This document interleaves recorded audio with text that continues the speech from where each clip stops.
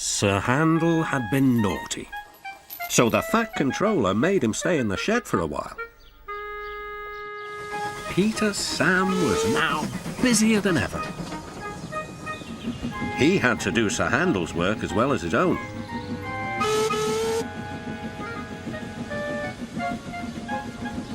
He was very excited, and the fireman found him hard to handle. Anyone would think that he wanted to work, said Sir Handel, who was lonely and bored. All respectable engines do, replied Skarloey. Keep calm, Peter Sam, and you'll do well. But Peter Sam was in such a state that he couldn't listen. He collected some coaches and went on his way.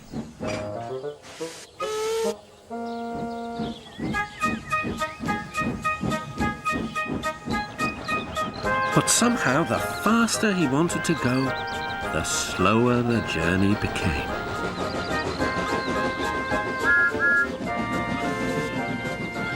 When Peter Sam finally fussed into the station, Henry was already there. "This won't do, youngster," said Henry. "I can't be kept waiting. If you are late tonight, I'll go off and leave your passengers behind." "Pah," said Peter Sam. Secretly, he was a little worried, but not for long. The guard blew his whistle and waved his green flag. Peter Sam puffed happily away, singing a little song. "I'm Peter Sam, I'm running this line. I'm Peter Sam, I'm running this line." What fun it all is, he thought, as he journeyed along the line.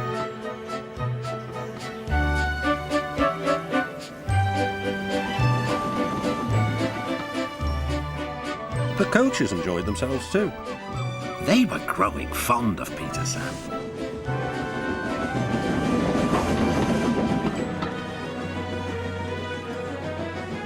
Every afternoon they had to wait an hour at the station by the lake. The station has a little shop selling refreshments. The driver, fireman and the guard buy tea and cakes from the Refreshment Lady. At last, the waiting was over, and Peter Sam was sizzling with impatience. "Beep! Hurry up, please!" he whistled to the passengers.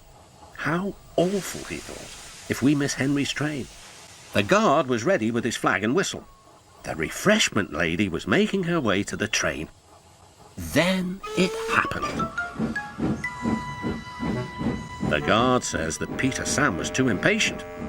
Peter Sam says he was sure he heard a whistle. Anyway, he started. "Stop, stop, stop!" wailed the coaches. "You've left the Refreshment Lady behind." "Bother!" groaned Peter Sam. "We're sure to miss Henry now." The Refreshment Lady climbed aboard and they started again.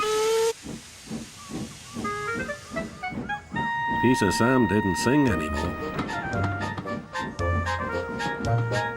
Instead, he hurried along the line as fast as his wheels and his driver would let him.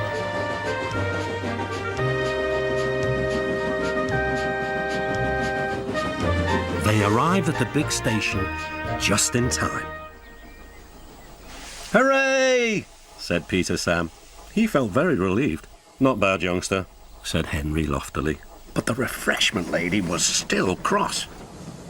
"What do you mean by leaving me behind?" "I'm sorry, Refreshment Lady," replied Peter Sam, "but Henry said he might leave without us."